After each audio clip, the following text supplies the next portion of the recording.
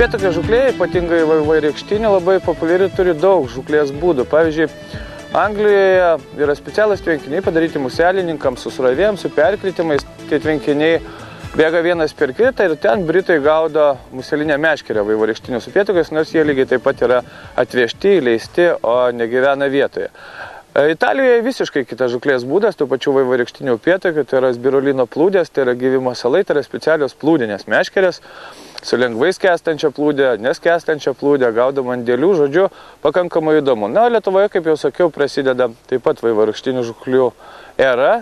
Tiesa, dar nėra tokia sukultūrinta, neturi tokių daug tradicijų, kaip turi visą tai vakarų Europoje, tačiau net nebijoju, kad su laiku taip pat turėsime tokių vandens telkinių, kur galima bus žvejoti ir kur augs lelijos, kur bėgs upeliai, kur bus perkritimai ir galėsime žvejoti ne tik spiningų, tačiau ir muselinę meškerę. Na, o jeigu prakalbame apie spiningą, atrodo, kasgi čia paprasta pagauti to upėtakį. Iš tikrųjų nėra taip lengva. Visų pirma, reikia atkreipti dėmesį į vandens spalvą. Dabar žiemą vandens telkiniuose, tvenkiniuose dažniausiai būna labai skaidrus vanduo. Jeigu, žinoma, to neįtakoja potvyniai, neįtakoja purvas, dėl to apie masalus kalbėti verta. Žinoma, turbūt numeris vienas masalas upėtakiai, tai yra sukriukė. Čia jau niekur nepasidėsi. Taip mes gaudome pavasarį, taip mes gaudome tada, kol dar galima gaudyti laukinius upėtakius Lietuvoje, rudenį, vasarą. Na ir jeigu šiandien kalbėti apie vandens telkinį, vanduo skaidrus, tačiau nėra saulė. Tai jeigu būtų skaidrus, tai rinkčiausi štai visus tamsios spalvos, tamsias gamas. Tai yra Anglia Meps Fury, Black Fury, būtent tokia. Tačiau šiandien taip pat baltos spalvos nedėsime, gali būti periški ir vienas turbūt iš geriausių variantų, kurį galime pasirinkti, tai gelsvos spalvos Anglia TV Mepsas. Iš principo, bent jau mano dėžutėje visą laiką karaliauja tik tai firmos Meps, prancūzų firmos Meps sukriukės, nes, na, jomis aš pasitikiu ir tikrai žinau, kad jomis įmanoma pagauti. Bandysime.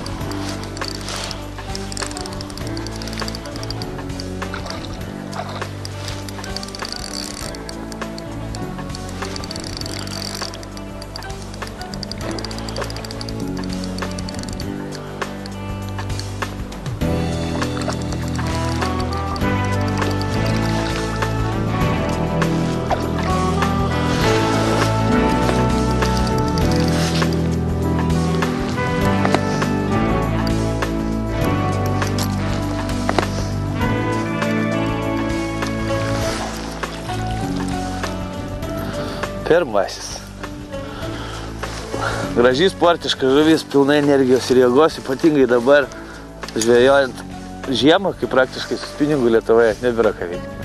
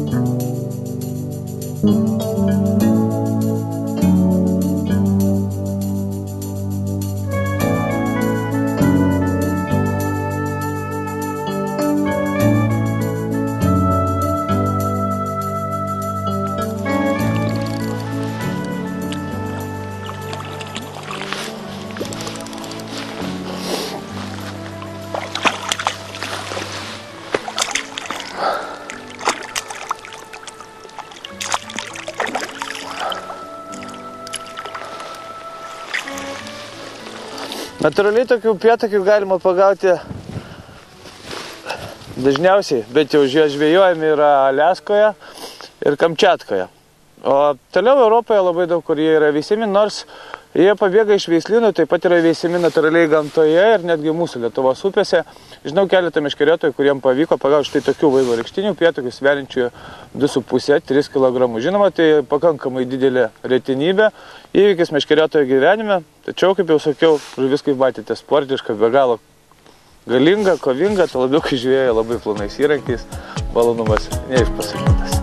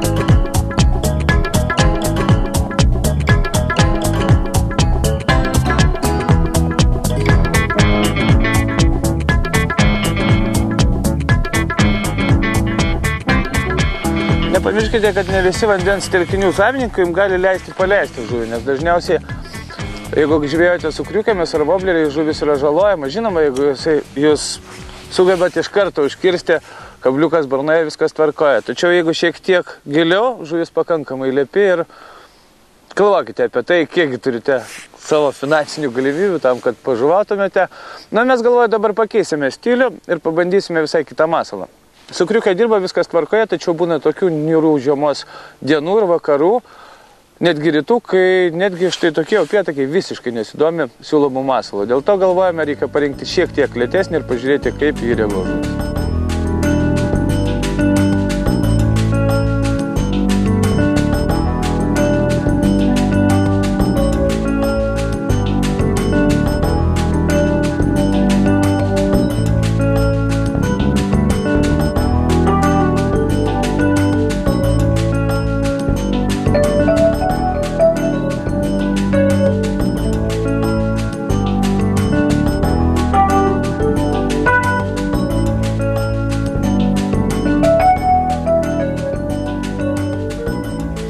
Pakeitėm masalą į visiškai neaktyvų, nuo aktyvios sukriukės į mikrodžigą, tai yra muselė, kuri puikiai dirba žvejojant ešerius, kuri puikiai dirba žvejojant upėtakius, beje, mūsų upeliuose.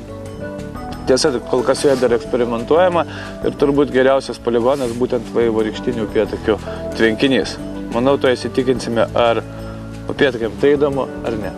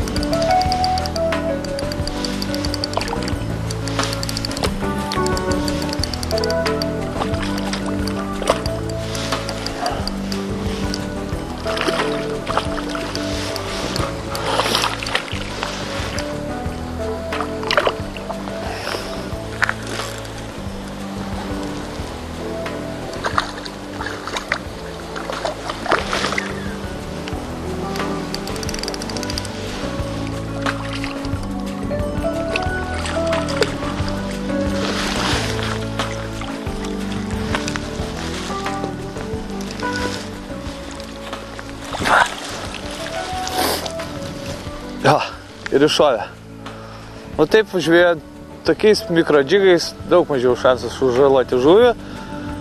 Jis paties įkabino na vieną kabliuką, jeigu kabliukų užlėksite barzdelę, iš viso žuviai nieko netitiks. Net neėmės rankas galite paleisti tada.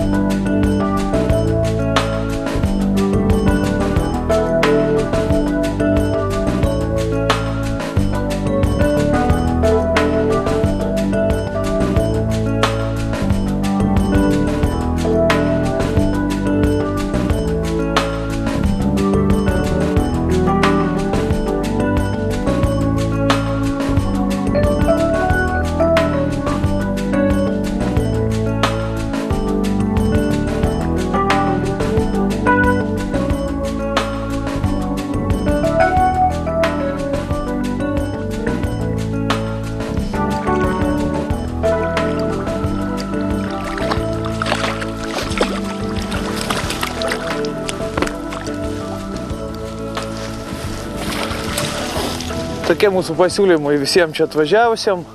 Žiemą, jeigu pasilgote spinigą, jeigu galvojate apie tai, kad kur puikiai praleisti laiką, štai upėtakiai, vaivorykštiniai, kintai, to labiau, kad čia galite atvykti savaitgalį su visa šeima, kol tėtė ar mama šiek tiek pažvėjos, vaikai pažais aikštelėje, kad ir kaip bebūtų vėsu. O vėliau šitą žuvį jums paruoš Kintų baro virtuvė. Šiandien tiek informacijos apie labai paprastą, įdomią ir iš tikrųjų smagią žūklę.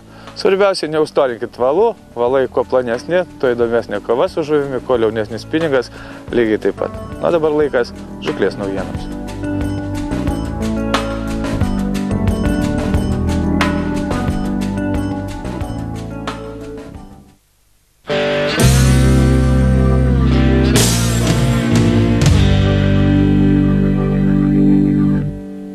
Sveiki žvėjai. Na, karščiausia naujiena, kurie mus pasiekė iš Jungtinių Amerikos valstijų, tai yra alaus darymo mašina.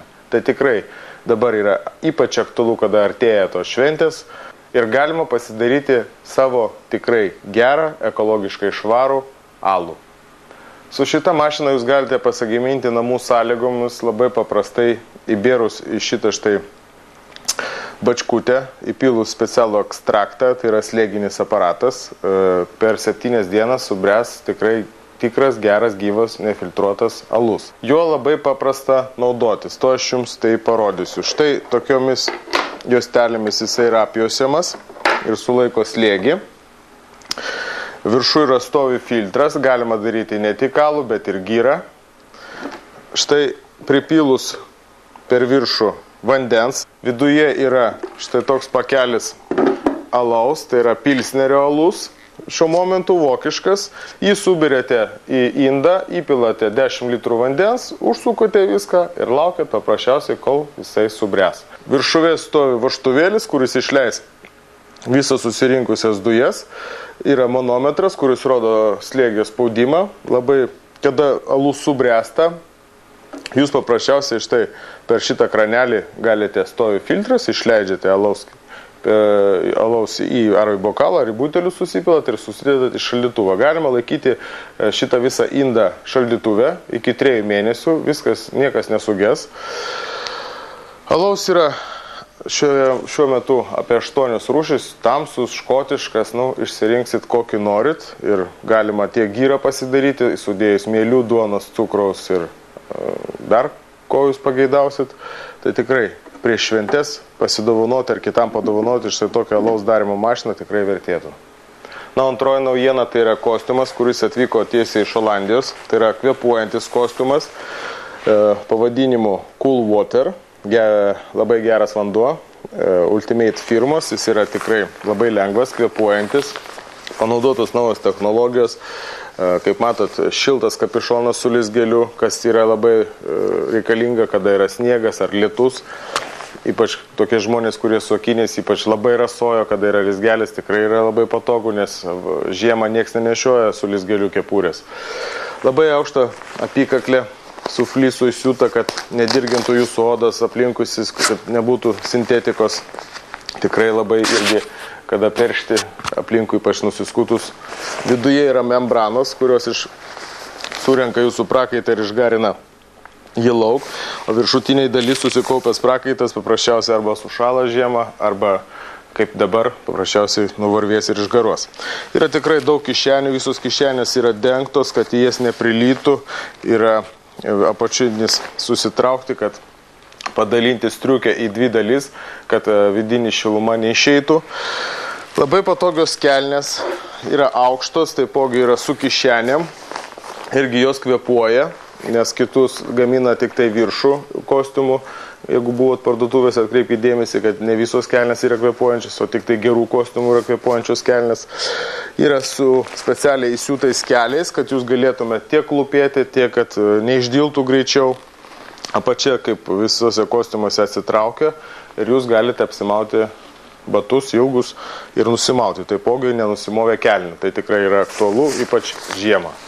Na, artėjus žiemai tikrai reikia susimastyti apie pirštinės, nes kadangi dabar, pavyzdžiui, dabar gaudant upėtakius tikrai rankos labai šala, tiek jūrų išplaukus labai šala rankos. Ir kad ant rankų būtų lengvos, kvėpuojančios štai tokios pirštinės iš flyso. Šiais metais Romados firma pasiuvo tikrai labai patogias, kadangi skirtos ne tik žieminiai, bet ir pavasariniai ir rudeniniai žvejybai, kadangi štai toks dirželis stipriai apspaudžia ir jūs netgi sušlapinę ranką šitas flysas per 15 minučių išdžiūna ir jūsų ranka vėl tampa sausa ir šilta. Kada pasidaro šalta žvejojant, jūs galite pasidaryti ją kumštinę. Tai tikrai yra labai patogu ir labai veiksminga. Na, o kitas modelis tai yra daugiau skirtas žiemai, nes yra daugiau dengtų pirštų. Paliktas vienas pirštas, štai kaip matote, delnas yra specialiai siūtas žomšų, kad jisai neišdiltų. Irgi galima pasidaryti kumštinę pirštinę, kas tikrai yra aktualu žiemą. Su šita pirštinė galima ne tik žvejoti, bet ir labai puikiai medžioti.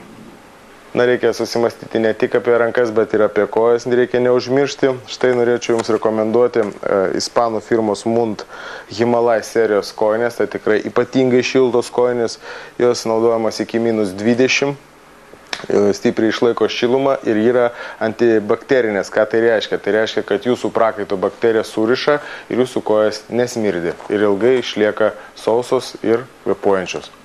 Na, bendrai šilumai palaikyti reikalingi štai tokie megztukai pavadinimu Arctic, tai garsios vokiečių firmos Marine Pool, yra neprapučiamis, nes viduje įsiūta labai puikiai membrana, kuri tikrai sulaikys vėją, o viršus yra toks panašus į avikalį, tai tikrai labai šiltas produktas, kas ieško šilumos, tikrai atkreipkite dėmesį į aukštą kokybę šitos produkcijos. Na, artėjant šventėm tikrai reikia susimastyti apie dovaną žvejams. Štai toks didelis wobleris tikrai nudžiugins ne vieną žveją, pasipuošti savo ofisą, o parduotuvių savininkus tikrai papuoš ne vieną parduotuvę žuklės. Kita dovanėlė, kuri tikrai nudžiuginsite medžiotojus, tai yra štai tokia antis medinė, kuri yra skaitosi riešutinė antis. Štai čia įstatote riešutą, paprasčiausiai su snapu trenkite, kevalas sulūžta, kevaliukus čia, arba galite laikyti tiesiog riešutus čia ir labai papuoš ne vieną gražų šventinį stalą.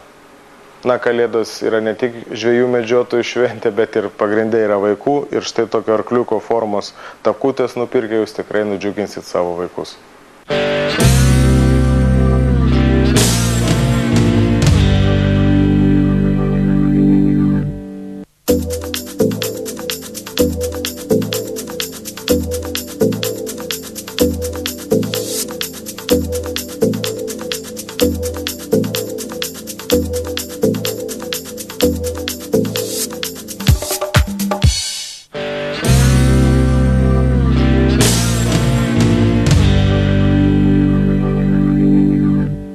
Na, pirmoji Romados akcija šią savaitę yra skirta žieminėms rūbam, tai yra kostiumams.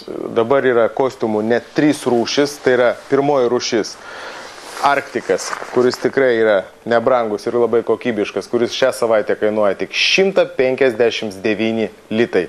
Na, antroji rūšis tai yra jau gerai pažįstami visiems Icelander, kas nespėjo įsigyti dabar tikrai suspės, yra visų išmirų parduotuvėse, kurio šią savaitę kaina tik 179 litai. Na ir trečioji rūšis tai yra kvėpuojantis Cool Water kostiumas, kuris kainuoja šią savaitę tik 299 litus.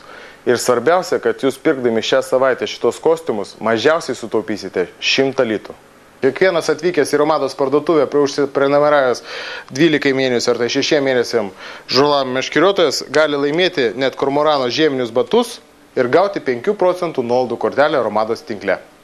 Na, neužmirškite, kad prekių kiekis tikrai yra ribotas ir susitiksim www.romada.lt.